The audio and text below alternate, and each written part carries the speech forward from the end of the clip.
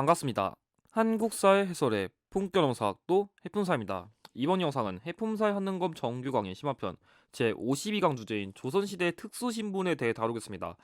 이제 여기까지 다루면 여러분들이 사실상 어려운 고비는 다 끝났고 나머지 강의들은 여러분들이 최대한 쉽게 빠르게 끝낼 수 있도록 하겠습니다. 그래서 이 조선시대 특수신분의 경우에는 일단 여러분들이 그 기본적인 조선시대 신분은 양반, 중인, 그리고 상민, 뭐 다른 말로 하면 평민이 되고, 그리고 제가 저번에 노비라 했었는데 정확하게는 그 천민이라고 있거든요. 그래서 오늘 다루는 거는 여기 있는 중인이랑 그리고 여기쯤 해당되는 서얼 그리고 천민 중에서도 백정과 관련된 걸 다룰 겁니다. 그래가지고 이 천민의 경우에는 그 노비랑 그 백정을 합쳐서 말하는 건데, 그래서 기본적인 조선시대 그 신분제도에 대한 틀은 이해하시고 좀 들어가셔야 무슨 말인지 좀 이해하기 쉬울 겁니다. 그래서 사실 이렇게까지 구체적 몰라도 돼가지고 설명 안 드렸었는데, 그래도 조선시대 특수신분이니까 한 번 정도 제가 간단히 짚고 넘어가는 겁니다.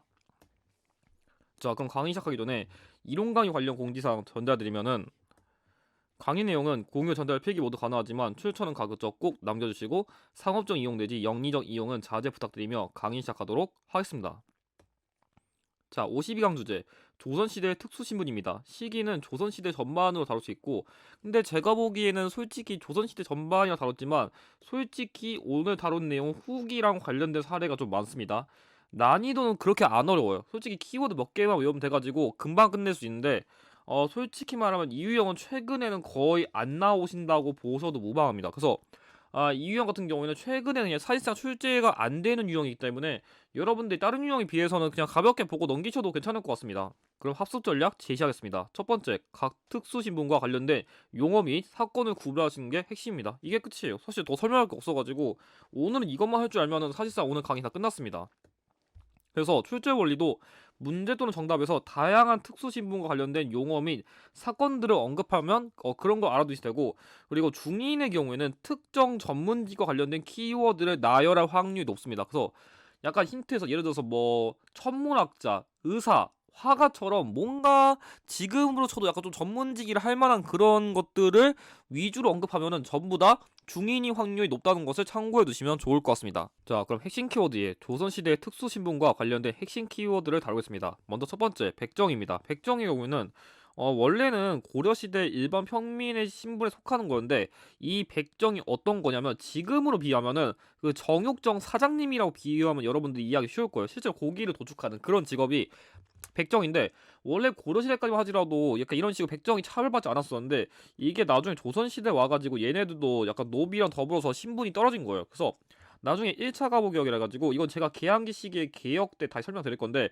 그 1차 가보개혁 때 뭘 했었냐면은 1894년에 신분제를 폐지해가지고 법제적으로는 더 이상 이제 노비의 신분이 아니고, 사실 그때부터는 이제 양반, 뭐 노비, 중인 이런 개념이 사실 없어요. 근데 그럼에도 불구하고 당시에 노비라던가 아니면 백정 같은 신분에 대해서는 야, 네가 뭐씨 그 신분제 폐지받자 네가 백정 출신이지 뭐 노비 출신이지 이런 식으로 여전한 그런 차별이 인식 같은 게 있었거든요. 그래서 약간 차별 같은 인식이 있다 보니까 그런 백정에 대한 그런 신분의 상승 같은 거, 해방 같은 걸 이렇게 주장한 일제감정기 시기의 형평운동이 있었습니다. 그래서 이거는 제가 나중에 일제감정기 시기의 그 운동, 그러니까 종교운동 이런 거 관련된 거 설명드릴 건데, 그래가지고 나중에 그 백정이 일제감정기 시기에 이 조선 형평사라는 걸 만들어가지고 진주 지역을 중심으로 형평운동을 주장하면서 약간 뭐 백정을 사랑해달라, 공평하게 해달라, 이게 저울처럼 이렇게 해달라 그런 말이 있었습니다. 자, 두 번째, 서울.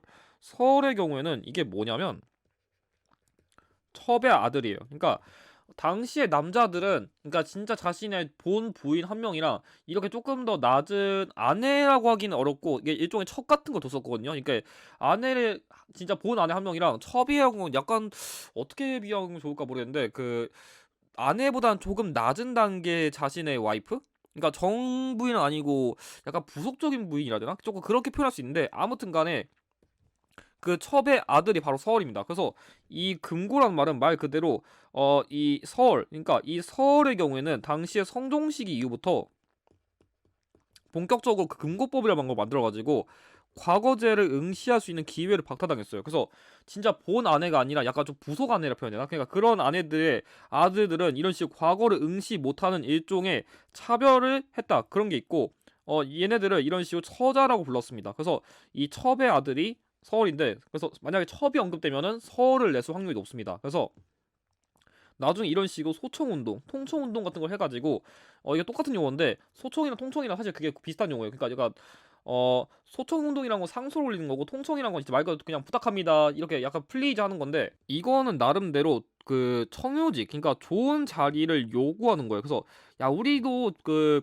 나름대로 서울 그래도 나름대로 좀 중요한 직책인데 이렇게 차별하지 말고 우리한테 좋은 직책 주세요 하면서 이렇게 하도 이게 욕을 하다 보니까, 그래가지고 이 정조식의 규장과 검소관으로 등용된 게 어찌 보면 그 대표적인 성과라고 할 수 있을 것 같습니다. 그래서 그 관련 인물로서 제가 저번에 실학파 강의에서 강조드린 사검서, 박제가, 유독공, 이덕무, 서의수 등이 대표적인 서얼입니다. 근데 여러분들은 이 박제가랑 유독공부터 먼저 외우시면 될 것 같습니다. 자, 마지막은 중인인데 중인도 서울이와 동시에 약간 이런 식으로 먼저 서울 이렇게 해가지고 쟤네도 규장과 검소관? 야 저는 엘리트 자리 간다고? 나도 시켜줘. 왜냐면 양반에 비해서는 어쨌든 신분이 낮다 보니까 정말 좋은 걸 못했었거든요. 그래서 역시 중인 역시 이걸 했기 때문에 여러분들이 다른 키워드 갖다 좀 구별할 줄 알아야 되는데, 중인의 경우에는 이 시사회 조직을 통한 문학 활동을 즐겼다. 그래서 제가 저번에 조선시대 후기의 사회상에서 문화 파트에서 얘네들은 시간 시지고 놀았다 했었죠. 그래서 이 키워드를 꼭 기억해 두시고, 역시 이 소총운동 때문에 청려직을 요구했다. 그냥 똑같습니다. 그리고